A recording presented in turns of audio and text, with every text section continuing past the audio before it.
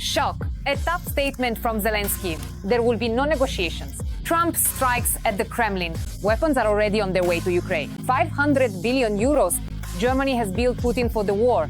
Europe is eager to fight. France and Britain are increasing their presence in Ukraine. A new blow to Putinomics. The EU is taking away Putin's last hope at a secret meeting between Lavrov and Rubio. Moscow is playing diplomacy again. The Ukrainian armed forces struck at the very heart of Russia's military-industrial complex, minus the MiGs and Kronshtadt. All the details are coming up next. There will be no negotiations with Russia. Zelensky stated that it's too early to talk about a third round of negotiations, and there are reasons for that. We absolutely need to complete the significant results that the parties mutually agreed upon at the second important meeting, namely, to fully finish the detailed exchanges that were thoroughly discussed at the second meeting in Istanbul. And I think that in the near future, the relevant actions will be carried out. And only after that can the teams discuss preparing a meeting at the leaders' level. Nevertheless, from Russia we have already heard about their readiness and their expectation for Ukraine to propose a date and place for the third round. And why are they in such a hurry? Are they eager to sign a peace agreement? It's 100% a case of Russia trying to sell the third round of negotiations, primarily to the American president, to show that they are not stepping away from the track that is super important to him.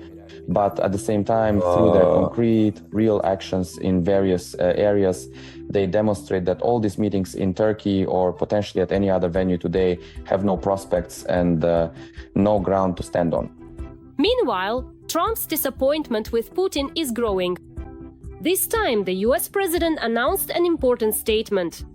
But what exactly is meant remains unclear.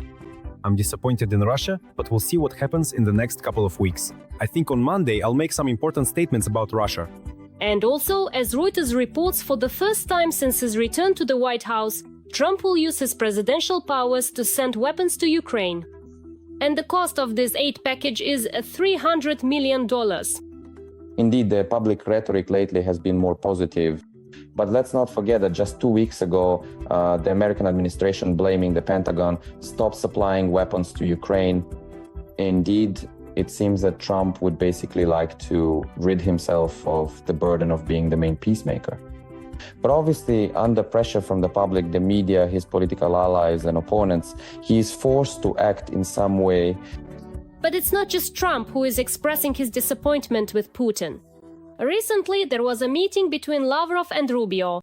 The strategy is to continue engaging with all parties involved in seeking solutions to this conflict.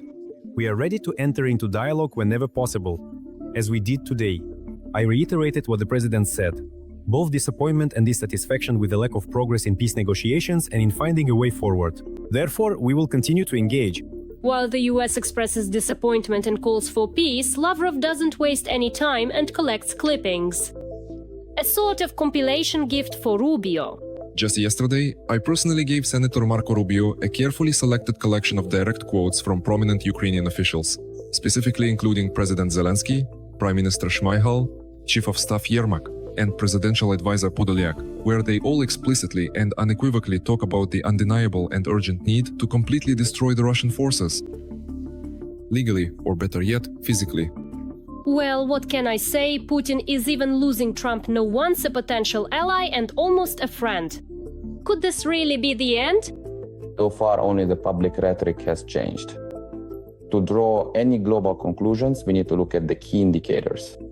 And the key indicator here will be the package of weapons that the United States is preparing to deliver to Ukraine. If it all ends up being limited to a $300 million package, then it's clear that Trump will continue to try to build constructive relations with Putin so that he can later use him in a potential war against China. Well then, Putin, get your money ready.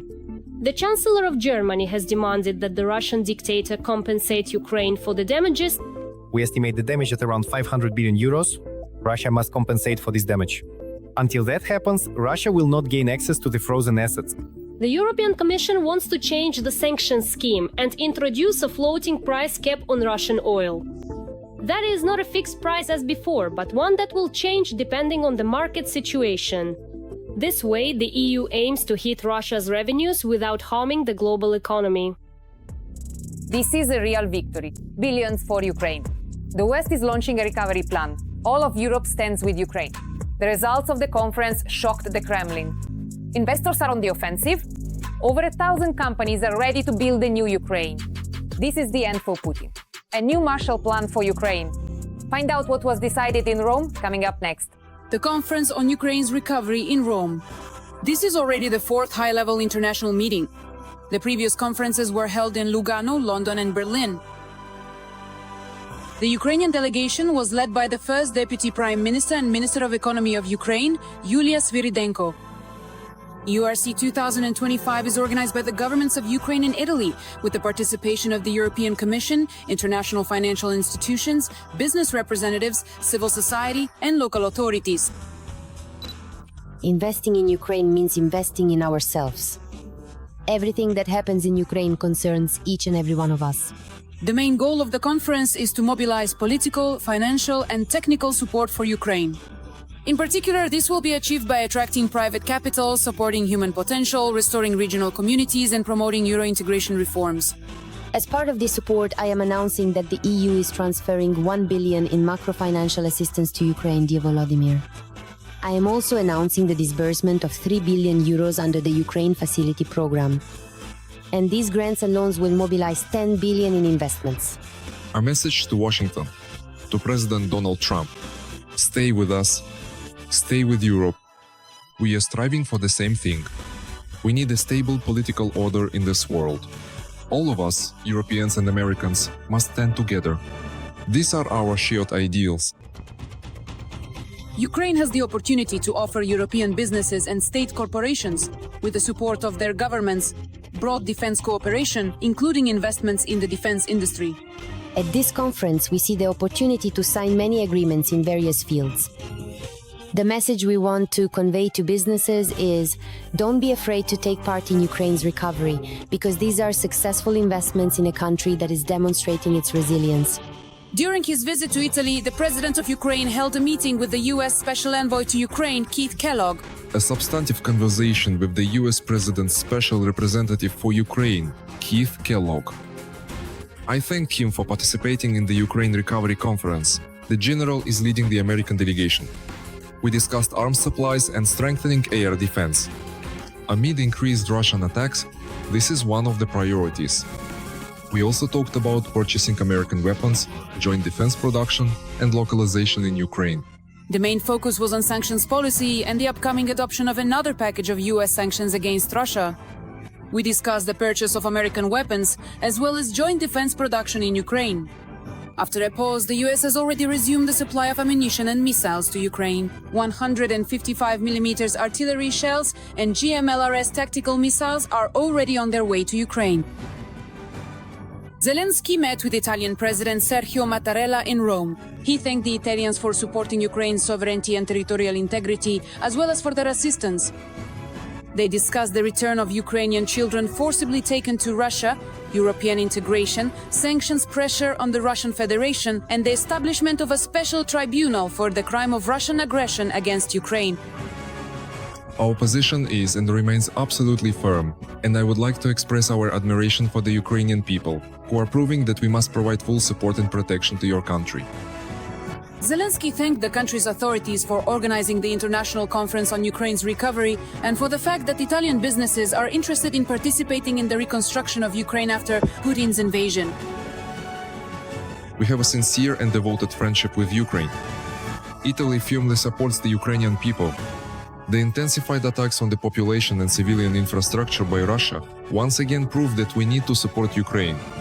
At the same time, we are seeking a way to bring this dramatic situation to an end. At the meeting with the Pope, Zelensky thanked the Vatican for its willingness to take on negotiations between Ukraine and Russia. This was already the second audience of the President of Ukraine with Pope Leo XIV since his election.